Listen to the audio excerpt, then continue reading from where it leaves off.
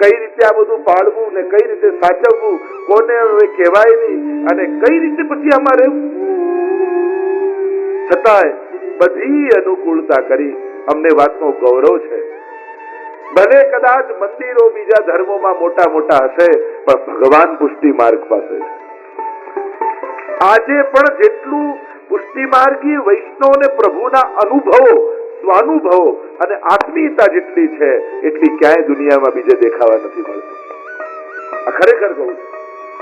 જેટલી નિકટતા અને આત્મીયતા મહાપ્રભુજીએ વૈષ્ણવને ઠાકોરની સાથે જોડી આપ્યા છે, એવી આત્મીયતા અને એવી નિકટતા મેં દુનિયાભરમાં ફરીએ, દરેક ધર્મો અને દરેક સંપ્રદાયોની ચર્ચા થતી હોય, પણ આવી નિકટતા મેં ક્યાંય નથી.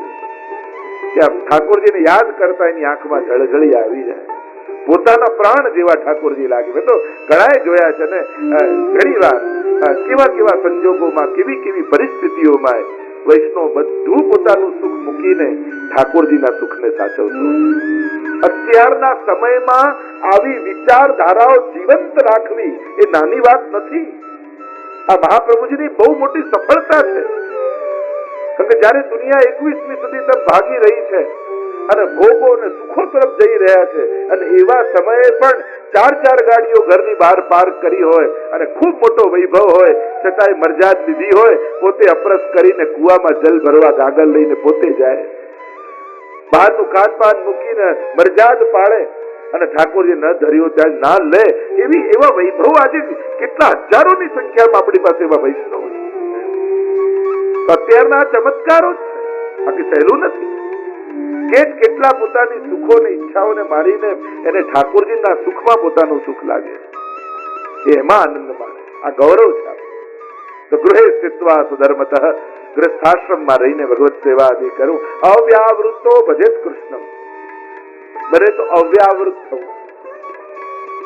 કારણ વ્યાવૃત્તિથી પણ મન લૌકિકતા તરફ જાય. એટલે મહાપ્રભુજી કહે કે જયારે તમારે પ્રભુના ચરણે જવું છે, અનેક અનેક વાર્તા પ્રસંગમાં તમે જુઓ તો એમ આવે કે ધીરે ધીરે પોતાની રોજી છોડી દીધી. કારણ એનાથી ભરોસો પેદા થાય છે. જ્યાં સુધી વ્યક્તિ સમર્થ બન્યો રહે ને, ત્યાં સુધી એની ભરોસાની પરીક્ષા નથી થતી. કારણ કે એમને સામર્થ્ય છે એટલે આપણે તો બધું કરી લઈશું. પણ જયારે સંપૂર્ણ ભરોસો ભગવાન પર મૂકે અને ત્યારે એની શ્રદ્ધા ડગતી તો નથી ને, ત્યારે એને શ્રદ્ધાની પરીક્ષા હોય. એટલે અવ્યાવૃત થઈ જવું, અથવા જે કઈ પણ કમાવું છું એ ઠાકોરજી માટે કમાવું છું એવો ભાવ રાખીને કરે. સ્વને કેન્દ્રિત ન કરે, પ્રભુને કેન્દ્રિત રાખે. પૂજયા શ્રવણા દેવી, અને ઠાકોરજીની સેવા, શ્રવણ એવા નવધા ભક્તિ, શ્રવણમ કીર્તનમ વિષ્ણો સ્મરણમ પાદ સેવનમ અર્ચનમ વંદનમ દાસ્યમ સખ્યમ આત્મનિવેદનમ, એ પ્રકારે ઠાકોરજીની ભક્તિ કરવી. એમ કહીને 3જા શ્લોકમાં મહાપ્રભુજી આજ્ઞા કરે, વ્યાવૃતોપી હરૌ ચિત્તમ શ્રવણાદૌ યતે સદા તતઃ પ્રેમ તથા શક્તિ વિવિધમ યદા ભવે. હવે અવ્યાવૃત નથી થઈ શકતા. વ્યાવૃત્તિ એટલે ધંધો ન, તો શું કરવું? આપણામાં હજી એટલી નિષ્ઠા પ્રબળ ન થઈ હોય કે અવ્યાવૃત થઈને કરવા લાગી.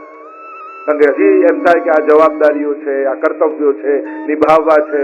કારણ કે પૂર્ણ ભક્તિ તો ત્યારે પ્રગટ થાય કે જ્યારે સંપૂર્ણ શરણાગતિ થાય, પણ એવી અવસ્થા બધાની ન હોય. તો કે વ્યાવૃત્તિ કરવી પડે છે. અચ્છા, કરવી પડે છે તો વાંધો નહીં, પણ વ્યાવૃત્તોપી હરૌ ચિત્તમ. કરો ભલે વ્યાવૃત્તિ, પણ ચિત્ત હરિમાં રાખો. જેમ નારાયણદાસની વાર્તામાં આપણે સાંભળ્યું, હાકેમને ત્યાં કામ કરતા, પણ મન ગોકુલમાં મહાપ્રભુજી પાસે રહેતું. એટલે પેલા ચાકરને રાખ્યો અને 2 ઘડી થાય ને યાદ અપાવે કે ભૈયાજી ગોકુલ કબ ચલોગે. મૂર્છિત થઈને પડી જશે. મેં તો એક વૈષ્ણવને અમારે જોયા, એને એવું અલાર્મ રાખ્યું હતું કે 10 મિનિટ થાય ને એટલે મોબાઈલમાંથી જય શ્રી કૃષ્ણ નો અલાર્મ વાગે. એ બાને મને ઠાકોરજી યાદ રહે, એ બાને મને સુધી કરાવે છે. આ મારો વૈષ્ણવ છે. જો લોકો મોબાઈલના કેવા સારા ઉપયોગો કરતા હોય છે, જેને કરવું જ છે એની પાસે તો અત્યારે ભક્તિ કરવા માટે વિજ્ઞાને અત્યારના સમયમાં બહુ જ સુવિધાઓ કરી આપી. જેને કરવું જ છે સ્મરણ સતત, તમારા હાથમાં મોબાઈલ છે, એનો ઉપયોગ કરી શકો. વ્યાવૃત્તોપી હરૌ ચિત્તમ, ચિત્ત હરિમાં રાખો. અને શ્રવણાદૌ યથેત સદા શ્રવણાદિ કરવું અને ભક્તિની આ ત્રણેય અવસ્થાની વાત કરી. તથા પ્રેમ તથા શક્તિ વ્યસનમ ચ યદા ભવે. અને પ્રેમ, આસક્તિ અને વ્યસન જ્યારે થાય, આ ત્રણ અવસ્થા ભક્તિની, સૌથી પહેલા પ્રેમ, પછી આસક્તિ બની જાય પ્રેમ, અને પછી વ્યસન અવસ્થામાં પરિણમિત થાય. સૌથી પહેલા જે બીજ ભાવ છે ને પ્રેમમાં પરિણમિત થાય, સ્નેહ પ્રેમ બની જાય. સહજમાં એના માટેનું આકર્ષણ પેદા થવા લાગે, એના વગર ચાલે નહીં. અને પછી પ્રેમ ઉત્કટ થાય, આસક્તિ બની જાય, એના વગર જીવાય.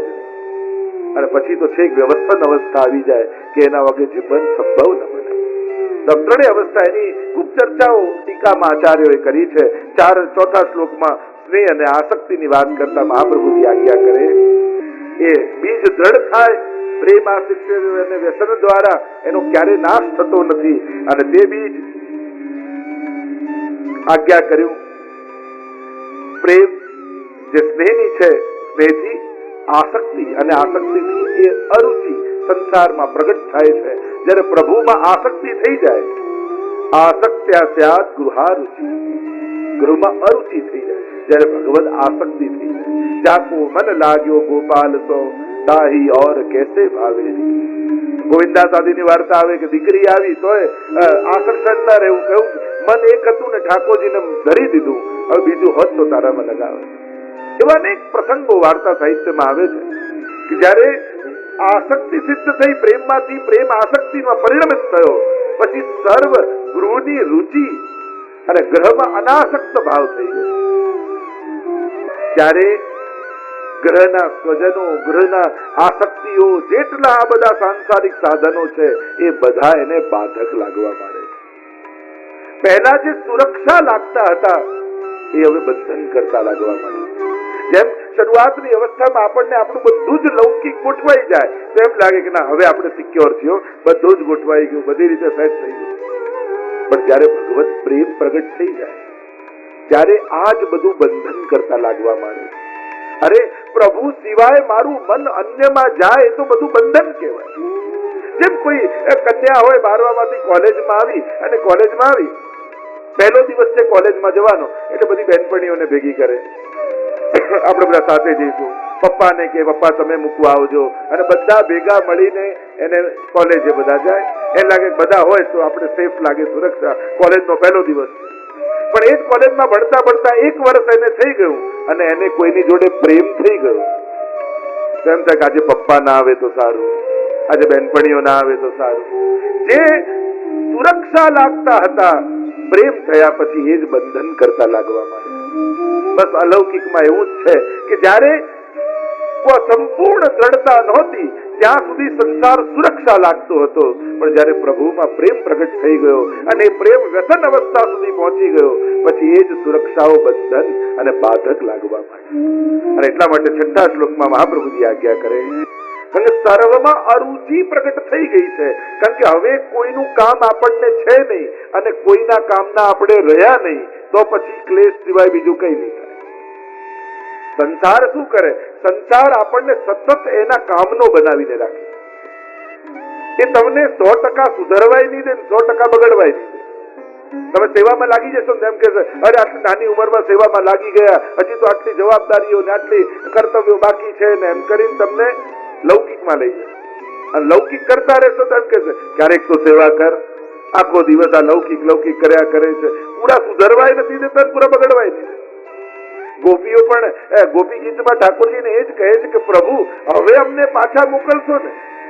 એમ તો ઉત્તમ પક્ષ છે, કારણ તે લભતે સુદૃઢામ ભક્તિ, એ સુદૃઢ ભક્તિને પ્રાપ્ત થયો છે. અને સર્વતો અપ્યધિકામ પરામ, અને સર્વથી અધિક એને પ્રાપ્ત થઈ છે. ભક્તિના જે બંને લક્ષણો છે, મહાત્મ જ્ઞાન પૂર્વસ્તુ સુદૃઢ અને સર્વતોધિક સ્નેહ, એ બંનેને પ્રાપ્ત થયા, પણ બે ખતરા એની સામે છે. ઘર છોડ્યા પછી તો કહ્યું સૌથી પહેલો ભય ત્યાગે બાધક ભૂયસ્વ દુસ્સંસર્ગાત તથાન્નતઃ. એક છે દુસ્સંસર્ગ, દુષ્ટ જનોનો સંગ, એનો એક ભય. ઘર છોડીને બહાર જાઓ, સૌથી પહેલો ભય તમારી આવે સંગનો ભય. ક્યાંક કોઈ એવો સંગ તમને મળ્યો તો તમારી બધી જ સાધના સમાપ્ત થઈ જશે. અને એટલા માટે ભક્તિ માર્ગમાં સંગ બહુ મહત્વનો છે. સંગ એ પાત્ર છે અને ભાવ એ પાણી છે. પાણીને જે પાત્રમાં લેશો એ એવા આકારનું બની જશે. પવાલામાં, થાળીમાં, વાટકામાં જેવું લો એવું થઈ જાય. બસ ભાવ પણ એવું જ છે. જેવા સંગના પાત્રમાં મૂકશો એવો ભાવ થઈ જશે. અને એટલા માટે પહેલો ભય મહાપ્રભુજી સમજાવે સંગનો. અનેક અનેક વાર્તા પ્રસંગમાં પણ આપણને જોવા મળે. એવો સંગ મળ્યો જેનાથી તરી પણ ગયા અને ઘણાને એવો સંગ મળ્યો એનાથી પડી પણ ગયા. અને એટલા માટે સાવધાની રાખી. ભરત મુનિની વાર્તા જુઓ ને, ઘર છોડીને ગયા, બધો જ ઘર બાર સંસાર બધું છોડીને આટલા મોટા રાજા ભરત રાજાને વનમાં ગયા ને હરણનો સંગ મળી ગયો. સંગ પતન કેવલ દુષ્ટનો જ ન કરે હો, અને ઈષ્ટથી જે દૂર લઈ જાય એ દુષ્ટ. એ ભલે ભણેલો ગણેલો હોય, બહુ નજીકનો સગા હોય, બહુ વિદ્વાન હોય, બહુ ધનવાન હોય, બહુ પદવાન હોય, બહુ કીર્તિવાન હોય, અનેક પ્રકાર કેમ એને લૌકિકમાં પોતાની મહત્તા કોઈ પ્રકારે પણ સ્થાપિત ભલે કેમ ન કરી હોય, પણ જેના સંગથી ભગવાન ભૂલાય એનાથી સાવધાન રહેવું. બસ એને દુસ્સંગ જાણવું. દયારામભાઈ પણ કહે દુસ્સંગ તેને જાણીએ જે ભૂલે ભગવત. ચંદ્રાવાળામાં એ તો આવતા વર્ષે યદુનાથજી સમજાવશે ભક્તિ પોષણમાં. દુસ્સંગ તેને જાણીએ ભૂલાવે ભગવત, સ્નેહ કરાવે કૃષ્ણ શું તેને કહીએ સાચો સંગ. જેના સંગથી તમને ઠાકોરજીમાં પ્રેમ જાગ્યો હોય ને એનો ઉપકાર જીવનમાં ક્યારે ભૂલતા નહીં. કારણ કે આના સંગથી મને ભગવાનમાં પ્રેમ પ્રગટ થયો. અને બીજો દોષ કયો યા સાવધાની રાખવાની કહી, અન્નને લીધે. અન્નતઃ, કારણ કે જયારે ઘર બહાર છોડીને જાય ત્યારે એને તો કોઈ સુવિધા છે નહીં, એટલે ગમે તેનું અન્ન એને લેવું પડે. અને અન્નથી મન બને અને કદાચ એનાથી બુદ્ધિ વિપરીત પણ થઈ જાય. આપણે એટલે જ તો કહ્યું, મન મિલે ઇષ્ટ મિલે, મિલે ભજન રસરીત, તાહી કે સંગ કીજીએ ખાન પાન ઓર પ્રીત. અન્નનું દરેક ધર્મમાં બહુ જ મહત્વ બતાવ્યું. આપણા જેટલા પણ ધર્મો છે બધામાં અન્નની બહુ વિશેષતા કહી છે. અને જેવું અન્ન ખાઓ છો એવી મતિ થાય છે. આપણે ત્યાં અશ્વત્થામા માટે જ કહેવાય ને, દુર્યોધનનું અન્ન ખાધું તો કેવી દુર્મતિ થઈ. અને એટલા માટે અન્નની વિશેષતા આપણે ત્યાં કહી છે. ગમે ત્યારે ગમે ત્યાં ગમે તે ખાવાથી બુદ્ધિ વિપરીત થઈ શકે. તો આ બે ભય બતાવ્યા. આગળ મહાપ્રભુજી 8મા શ્લોકમાં આજ્ઞા કરે, કારણ કે ત્યાં ભગવાન બિરાજે છે અને એટલા માટે ત્યાં સ્થિતિ કરે ને તદૈ સહતત્પરૈ, અને ભગવદીયો જન સાથે સંગ કરવો.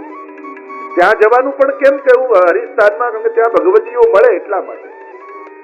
પણ ત્યાં જઈને પણ ભગવત ધામમાં જઈને પણ જો દુસ્સંગ મળવાનો હોય અને ચિત્ત દૂષિત થવાનું હોય તીર્થમાં જઈને પણ, તો મહાપ્રભુજી આગળ હજી એક સ્ટેપ કહે છે, અદૂરે વિપ્રે કરશેવા યથા ચિત્તમ ન દુષ્યતિ.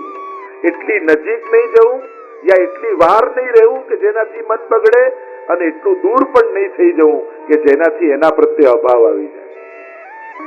અદૂર વિપ્ર કરશેવા યથા ચિત્તમ ન દુષ્યતિ, એટલે કે એટલું ડિસ્ટન્સ રાખવું જેનાથી મન ન બગડે. અતિ પરિચયાત અવજ્ઞા, એમ પણ શાસ્ત્રોએ કહ્યું છે. બહુ નિકટતા પણ ઘણી વાર અવજ્ઞા આપી દે. એ અહોભાવ ગુમાવી દઈએ, વિવેક ગુમાવી દઈએ, ભગવત ભાવ જતો રહે. અને એટલા માટે મહાપ્રભુજી તો બહુ પ્રેક્ટિકલ વાત કરે છે કે જયારે તમે ભક્ત તરીકે જીવવા માંગો છો, ભક્તિની વૃદ્ધિ કરી અને પ્રભુની પરમ વ્યસન અવસ્થાને પ્રાપ્ત કરવા માંગો છો, તો ચલો આ બે ભય રહ્યા સંન્યાસ પછી કે દુસ્સંગનો અને અન્નનો, તો ચલો ભગવત ધામમાં જઈને રહો કે જ્યાં ભગવાનની સતત સ્મૃતિ બની રહે. પણ ત્યાં પણ ભગવદીઓનો સંગ રાખજો, નહીં તો ભગવત ધામમાં પણ દુર્ભાવ આવશે. ઘણી વાર વ્રજમાં જઈએ ત્યાં તો આમ હતું, આમ હતું, આમ હતું. ત્યાં જઈને પણ આપણને ઘણી વાર દોષો દેખાઈ જાય. શ્રીનાથજીમાં જઈને દર્શન કરીએ, દર્શન યાદ ના રહે, ધક્કા યાદ રાખીને આવીએ, એવું થાય છે. સહજ છે, એટલે સ્વાભાવિક છે. આ કોઈ વિચિત્ર કે પાપ નથી, સ્વાભાવિક મનુષ્યની આ વૃત્તિ છે. આપણે આવા છીએ તો શું કરવું? તો કે એ રીતે રહેવું જેથી મન ન બગડે, ચિત્ત દૂષિત ન થાય, એવું ડિસ્ટન્સ મેન્ટેન કરતા માણસને આવડવું જોઈએ. એમ આજ્ઞા કરીને મહાપ્રભુજી આગળ આજ્ઞા કરે, યાવત જીવમ તસ્ય નાશો. એટલે મહાપ્રભુજી આજ્ઞા કરે કે સેવા અને કથામાં અને એની સાથે જે જીવે ત્યાં સુધી એ દ્રઢ આસક્તિ અને સેવા અને કથામાં થાય તો તેનો ભાવ ક્યારે પણ નાશ પામતો નથી, યાવત જીવ. અને એટલા માટે સેવા અને કથામાં સતત આસક્તિ રાખે. ભાવની સુરક્ષા માટે, ભાવને પ્રજ્વલિત થતો રાખવા માટે સેવા અને કથા બંને પક્ષ કયો છે. ઠાકોરજી વિરાજતા હોય ને થાય ત્યાં સુધી સેવા અને અનવસરમાં ભગવત કથા. અને કથાનો અર્થ એ જ નથી થતો કે આવી કથામાં જઈને જ બેસી. આ તો મળે સૌભાગ્યની વાત છે. આ તો વર્ષે 2 વર્ષે 5 વર્ષે કોઈ એક વાર આપણને આદિ મળે. નિત્ય આપણા ઘરે બિરાજતા ગ્રંથોનું વાંચન કરવું, 84-252 વૈષ્ણવનું વાંચન કરવું, 16 ગ્રંથનું વાંચન કરવું, સુબોધનીજી, ભાગવતજી આદિના વાંચન કરવા. એમ સેવા અને કથા આ બંને પક્ષો વિશેષ રૂપે આપણે ત્યાં મહાપ્રભુજીએ કહ્યા છે. કારણ કે જો આ છૂટ્યું, કારણ કે સેવાનો જેમ ઘણાને ક્રમ બહુ ઓછો હોય તો કથા પક્ષને મજબૂત રીતે પકડી રાખવું. અને એ કથાનું શ્રવણ કરતા કરતા દિનકરદાસ આદિની વાર્તામાં કેવી એમને તત્પરતા ભગવત કથા માટે કાચી બાટી ફાંકીને દોડે. આ બંને પક્ષની મહત્તા કહી છે. એટલે બંને મહત્વનું છે. આ ઓરમાં નથી, અથવા નથી. આ બંને એકબીજાના પૂરક છે. ચલો સેવા નથી થતી તો કથા કરો, ને કથા નથી થતી તો સેવા કરો, આવું ઓરમાં નથી. આ બંને એકબીજાના પૂરક છે. કારણ કે ભગવત કથાનું શ્રવણ કરી સેવામાં રુચિ જાગશે અને સેવા કરવાથી પ્રભુની કથામાં રુચિ જાગે. કારણ કે પ્રભુમાં પ્રેમ થાય ને કે મારો લાલન કેવો મને આનંદ આપે છે, આ કેવી લીલાઓ કરતો હશે. સ્વરૂપ આસક્તિ થતા જ લીલા આસક્તિ થાય અને ભગવત કથામાં મન લાગે. એટલે અમે તો હંમેશા કહી, જયારે પણ કથા સાંભળો ભાગવત આદિની, ત્યારે આ ભાગવતના ભગવાનની કથા છે એ રીતે નહીં સાંભળવું. આ મારા માથે જે લાલન બિરાજે છે ને એમની કથા થઈ રહી છે એવો ભાવ રાખીને કથા સાંભળવી તો બંનેમાં આનંદ આવે. તો આ બંને એકબીજાના પૂરક છે, અથવામાં નથી. એમ કહીને મહાપ્રભુજી 10મા શ્લોકમાં આજ્ઞા કરે, એકાંતે વાસ ઇષ્યતે, કે આ બધામાં બાધક આવે ભક્તિમાં, છતાં એકાંતવાસ કરવો એ યોગ્ય નથી.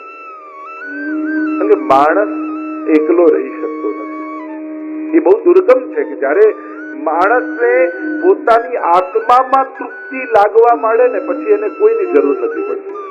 પણ જ્યાંથી મન અને બુદ્ધિના લેયર પર હોય ત્યાં સુધી એને કોઈને ને કોઈની આવશ્યકતા કોઈ ને કોઈ પ્રકારે થાય. ઘર છોડીને જાઓ ને જે ઝાડ નીચે બેસો અને જો 5 દિવસ એક ઝાડ નીચે બેઠા તો એમ થાય કે આ ઝાડ મારું. આપણને કથામાં ના થાય, જે ખુરશીમાં 2-3 દિવસ બેઠા એટલે કે આ ખુરશી મારી, માં તો 7 દિવસ અહીંયા સાંભળવા. વિચાર કરો, કથામાં એ ખુરશી માટે આપણને આટલી આસક્તિ થઈ જાય અને સહજ છે, આપણને એ સુવિધા જેવું લાગે. સહજમાં બેસતા બેસતા કે આ જગ્યા પર હું રોજ બેસું છું અને અહીંયા બેસીને મારું મન ઠાકોરજીમાં લાગે. આ બહુ સ્વાભાવિક છે, બહુ સહજ છે. મહાપ્રભુજી એટલે જ કહે છે કે ભલે બાધક લાગે તો એકાંતવાસ કરવા નહીં જવું. કારણ એકાંતમાં રહેતા જો માણસ પવિત્રતા, ભીડમાં તો બધા સારા થઈને બેઠા હોય, માણસનું એકાંત કેટલું પવિત્ર છે એના પરથી એની પવિત્રતા નક્કી થાય. કે જ્યારે કોઈ પર પ્રભાવ નથી કરવાનો, કોઈને બતાવવાનું નથી, કોઈ જોનારું નથી, ત્યારે તમારું એકાંત કેટલું પવિત્ર છે એના પરથી આપણી પવિત્રતા નક્કી થાય. તો મહાપ્રભુજી કહે કે એકાંતમાં માણસ કદાચ ન રહી શકે, કારણ કે બંધન કરતા થઈ જાય. અને એટલા માટે પ્રભુ જ બધું કરનારા છે. હરિસ્તુ સર્વતો રક્ષામ કરિષ્યતિ ન સંશય. મારું તો બધું જ ઠાકોરજી કરી આપશે. આપણા સામર્થ્ય ખૂટવા લાગે ને ત્યારે ભરોસો વધારી દેવો. આપણી શ્રદ્ધા, આપણી સમજ ને આપણું સામર્થ્ય એમ લાગે કે ટૂંકું પડે છે ત્યારે ભગવાન પર શ્રદ્ધા વધારી દેવી, એના પર ભરોસો વધારી દેવો. મારા હાથે કલ્યાણ નહીં થાય પણ મારું ભલું કરનારો મારો ઠાકોરજી માથે બિરાજે, એ જ મારા ભાવની રક્ષા કરશે. અને એટલા માટે કદાચ કોઈ સાધન વસ્તુ વ્યક્તિની રક્ષા ન થાય તો વાંધો નહીં, પણ ઠાકોરજીને કહેજો કે પ્રભુ મારી બુદ્ધિની રક્ષા કરજો. અને જો બુદ્ધિ બગડી, બુદ્ધિના